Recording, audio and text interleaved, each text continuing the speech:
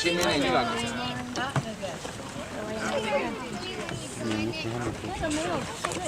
так в яку сторону виставив фильтр? Не надо в сторону, що я виставив.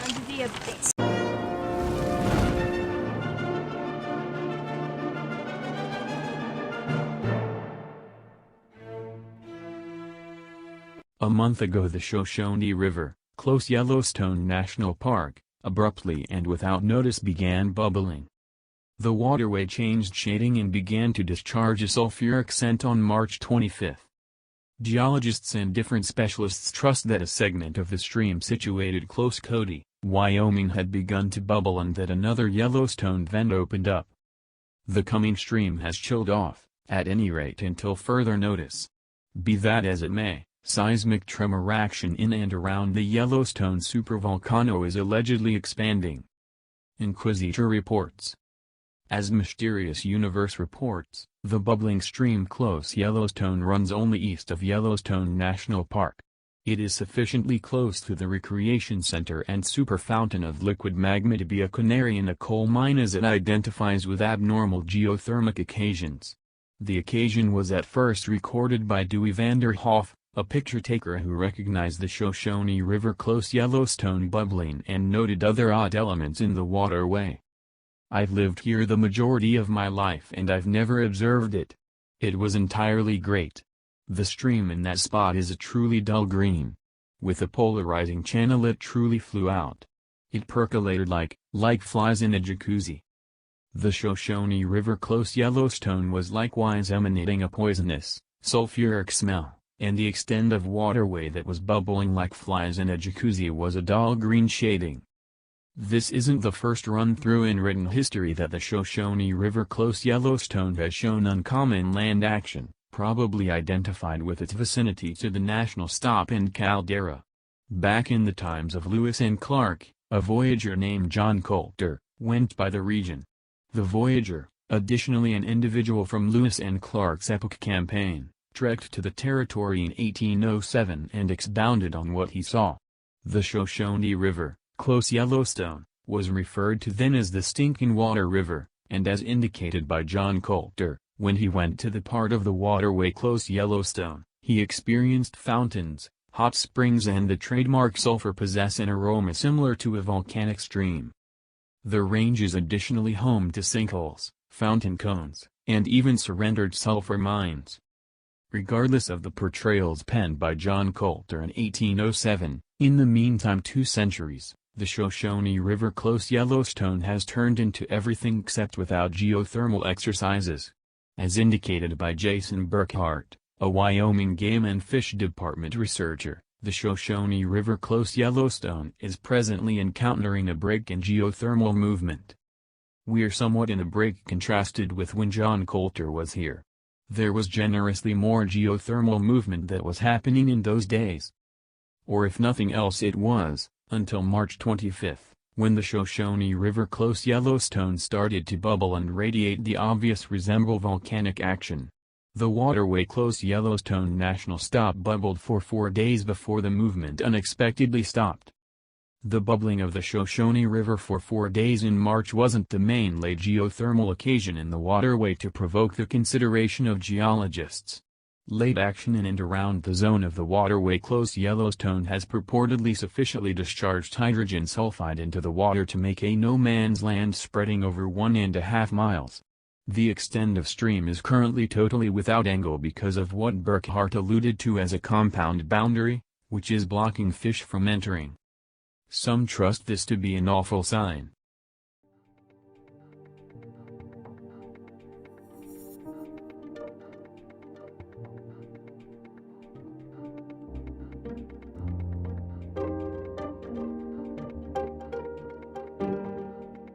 I'm Jake Lowenstern of the U.S. Geological Survey, and I'm scientist in charge of the Yellowstone Volcano Observatory.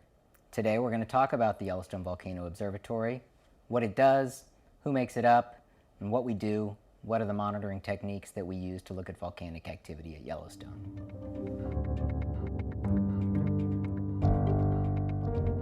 The Yellowstone Volcano Observatory is a virtual observatory. There is no building. We're a partnership of 3 different organizations. There's the USGS, my organization, which runs the volcano observatories. Then there's the University of Utah, and they run the seismic and ground deformation networks and are doing the geophysics involved with volcano monitoring. And finally, we have the land manager, Yellowstone National Park, and their group of scientists who are out looking at the hydrothermal activity and the other geological activity at Yellowstone.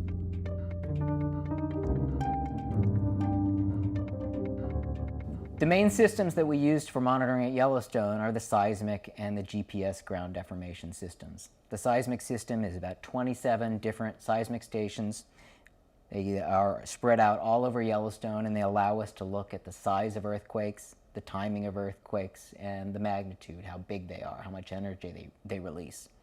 Beyond that, we have GPS stations, and the GPS stations are on very fixed monuments that are put into the ground, and they're averaging their location over many, many days and are taking data constantly.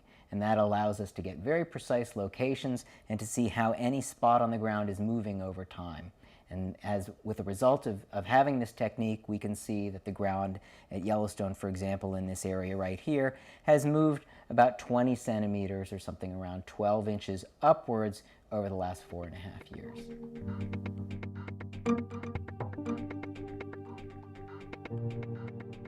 We have 2 primary methods of looking at ground deformation. One we've already talked about, uses satellites and the GPS system, and there we can look at one point in space or one point on the ground and see how it moves over time.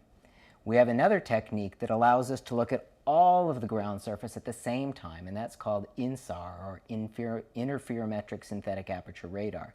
In this case, you get 2 radar images that are taken maybe a year apart. And you can't see what happened over that year, but you can see the amount of movement everywhere within the park over that 1-year time shift.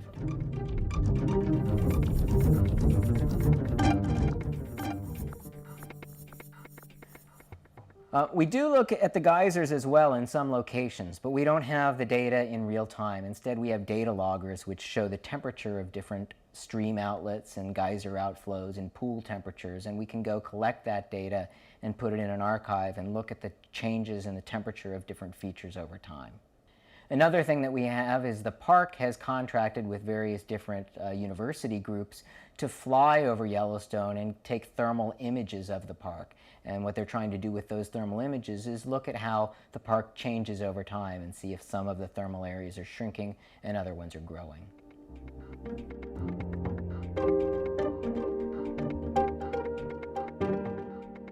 Ever since people started coming to Yellowstone, there have been lots of earthquakes. And ever since we started putting up a seismic network, we've seen that there's swarms. Sometimes there's a swarm every few months somewhere in the park. The biggest one that we know of was in 1985. There's been smaller ones since then. Also, we know that there's been the ground moving up and down over time. Between the 1920s and the 1970s, there was a shift in Yellowstone Lake, and that caused areas in the south to be drowned. And there was about 80 centimeters of upward movement of the caldera floor up in this region. And so we know that there's been this kind of activity. When people have looked at lake levels in the past, they've seen over the past 10,000 years there's even bigger uplifts and downwarps that have been occurring at Yellowstone. So this clearly is the kind of activity that is always happening at Yellowstone. You go around calderas and other places in the world, and we can even find more extreme examples of ground deformation of swarms, also without any volcanic activity. So in general, anytime we see a swarm or we see a bit of ground deformation, we don't necessarily think that this is indicating a volcanic eruption. There's a lot of things that go on at Yellowstone. It's an active place. That's what makes it so special.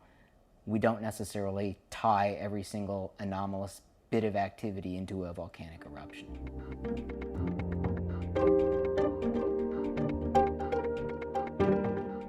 So YVO includes a couple different people working from the U.S. Geological Survey, a couple people working at Yellowstone National Park, and a group of people working at the University of Utah on the geophysical data, the seismic and GPS data. In general, it's a relatively small operation because there's a lot of volcanoes in the United States. We have well over 100 that have erupted in the last 10,000 years. And so there's a lot of activity to watch. In Alaska, there are about 80 different volcanoes, and probably about a quarter of them have erupted in the last 50 to 100 years. So there's a lot that we need to look out for. Yellowstone is an important part of the volcano program, but it's not the only part.